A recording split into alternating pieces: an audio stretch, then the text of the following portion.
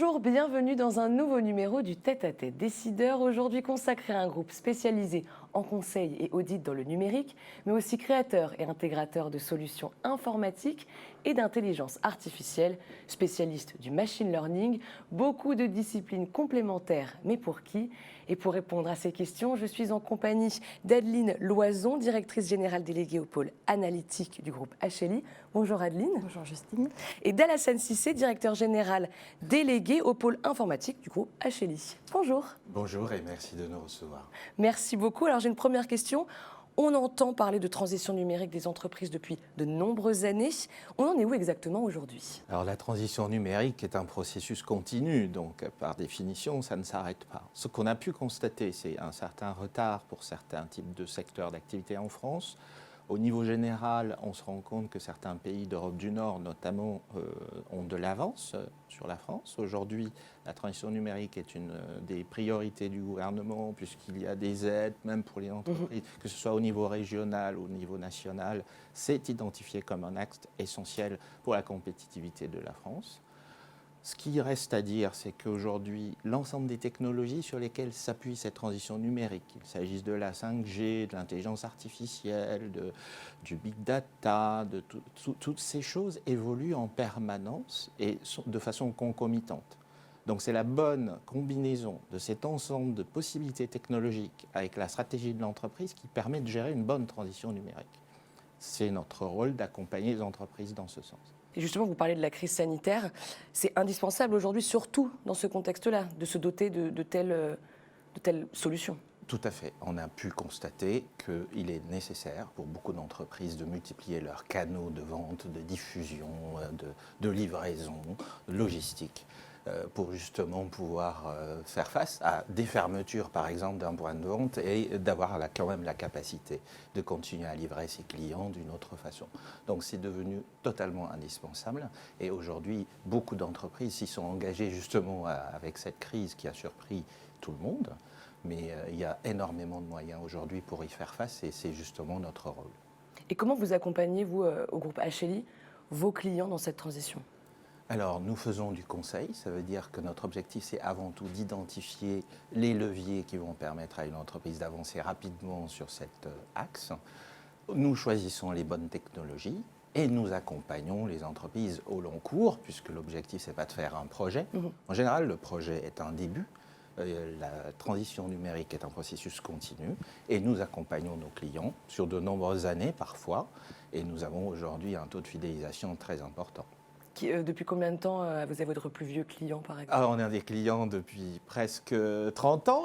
D'accord, ah oui. Donc voilà, nous sommes effectivement une société qui fidélise beaucoup ses clients parce que dans le rapport des projets qui sont avant tout une histoire d'hommes et de femmes, on arrive à créer des liens.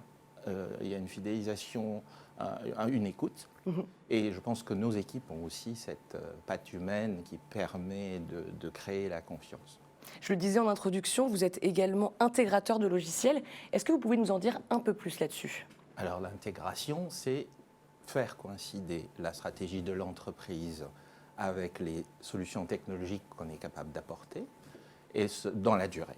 Donc, comment bien comprendre le besoin de nos clients et comment y répondre avec la meilleure technologie possible, avec le maximum de souplesse, puisque parfois les solutions peuvent être lourdes et il ne faut pas qu'elles deviennent un frein. Il faut que l'entreprise puisse évoluer, il faut que les solutions soient assez souples pour que justement elles puissent s'adapter en continu. Ça s'appuie sur des méthodes de gestion de projet, ça s'appuie sur des outils et ça s'appuie sur des choix que nous faisons avec nos clients en fonction de les éclairer le maximum possible pour atteindre leurs objectifs stratégiques. Et vous les éditez également, ces logiciels ? Parfois, nous apportons des solutions spécifiques puisque nous avons un laboratoire de R&D qui nous permettent, sur certains besoins qui peuvent être récurrents chez nos clients ou qui peuvent être aussi issus de la créativité de nos consultants, de proposer des solutions sur mesure pour certaines entreprises. Donc, on va au-delà de la simple intégration de solutions, on crée des solutions parfois pour nos clients. Très bien. Alors moi, je me tourne vers Adeline Loison. Vous proposez également des services d'intelligence artificielle et de machine learning. Qu'est-ce qu'on entend par ces termes-là et à quoi ça sert ? Alors l'intelligence artificielle est un ensemble assez large de techniques qui permettent en fait aux machines d'imiter un comportement humain. Et parmi tous ces algorithmes, il y a le machine learning qui est un apprentissage machine ou un apprentissage statistique qui se nourrit d'une multitude de données pour prédire un événement.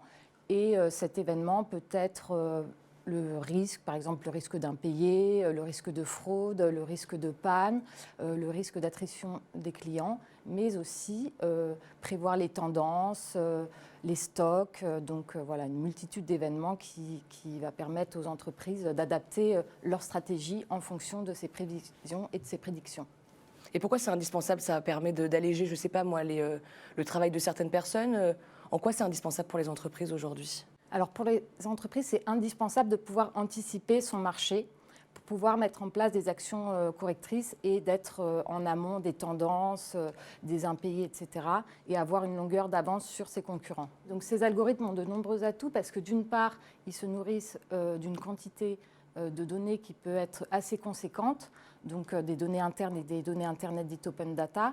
Okay. Et donc cette multitude de données va permettre de prévoir l'événement de manière très fiable, chose qu'un analyste ne pourrait pas faire parce qu'il serait noyé sous cette multitude de données de signaux forts et faibles. Et d'autre part, en fait, elle permet une industrialisation totale et un traitement de masse. Alors d'un côté, il y a des algorithmes qui permettent du coup ce traitement quasiment illimité, et de l'autre côté, l'analyse qui est capable d'analyser, par exemple, client par client, quel va être son risque. Donc ça permet de faire gagner un temps considérable et de limiter aussi les erreurs humaines qui pourraient être dues au traitement manuel. La machine, en fait, qui est plus fort que l'humain, finalement. Oui, voilà, qui est complémentaire, on va dire. Très bien. Et donc, qui sont les consultants que vous mettez à disposition de vos clients? Comment vous les recrutez? Comment ils sont formés?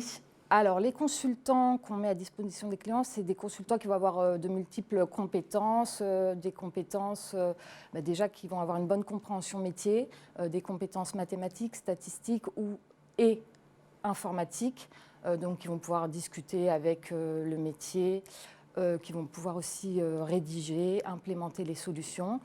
Alors, on les recrute essentiellement au niveau bac plus 5, master, école d'ingénieur ou doctorat, à travers notre réseau de partenaires universitaires.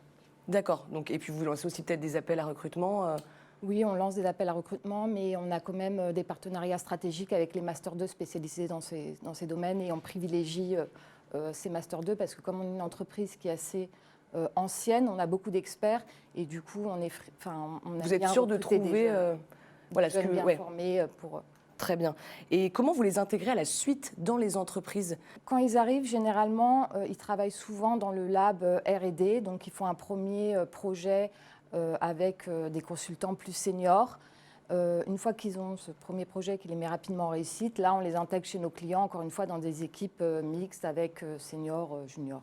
D'accord, pour que tout le monde puisse apporter, j'imagine, quelque chose au groupe. Voilà, le chef de projet distribue, répartit le travail en fonction des compétences de chacun et veille à ce que les juniors montent rapidement en compétences. Alassane, j'ai une question, je me mets à la place des décideurs qui nous regardent. Ils vont peut-être se dire ça va coûter cher. Comment est-ce qu'on peut les rassurer sur les coûts de cette transition? Alors la transition numérique, ça peut être quelque chose de progressif d'une part. On peut commencer par des projets où on est sûr d'avoir un gain assez rapide. Je pense que la plupart des dirigeants d'entreprise sont parfaitement conscients qu'un investissement se mesure aussi par la rentabilité qu'on en attend. Il peut s'agir parfois de gains de productivité, de gains qualitatifs, que ce soit vers ses clients ou vers ses collaborateurs, puisque même les collaborateurs doivent profiter de la transition numérique. Mais il peut aussi s'agir de nouveaux produits ou de nouveaux services. Donc dans tous les cas, il faut faire une analyse de rentabilité des projets et la plupart des entreprises le font aujourd'hui. Adeline, je me retourne vers vous pour conclure. Quel grand conseil donneriez-vous aux personnes qui ne seraient pas encore convaincues de la nécessité, de l'importance de cette transformation numérique? Alors, comme l'a dit Alassane précédemment, à travers la crise sanitaire, on a vu qu'il y avait des segments de marché totalement privés de clientèle. Donc, on voit qu'aujourd'hui, c'est vraiment indispensable de se digitaliser. Donc, le conseil qu'on donne, c'est de commencer par un projet à taille humaine pour avoir rapidement des réussites et ensuite, peu à peu, digitaliser l'ensemble de la société. On part de petit pour grossir après et se mettre sur l'ensemble de la Exactement. société. Alassane, Adeline, merci beaucoup d'avoir répondu à toutes mes questions. Merci à vous. Merci Justine. Et si vous souhaitez en savoir plus sur les solutions du groupe HLI, vous allez sur leur site internet groupe-hli.com ou sur leurs réseaux sociaux, notamment LinkedIn, Groupe HLI. Merci beaucoup de nous avoir suivis. À très bientôt pour un nouveau tête-à-tête décideur.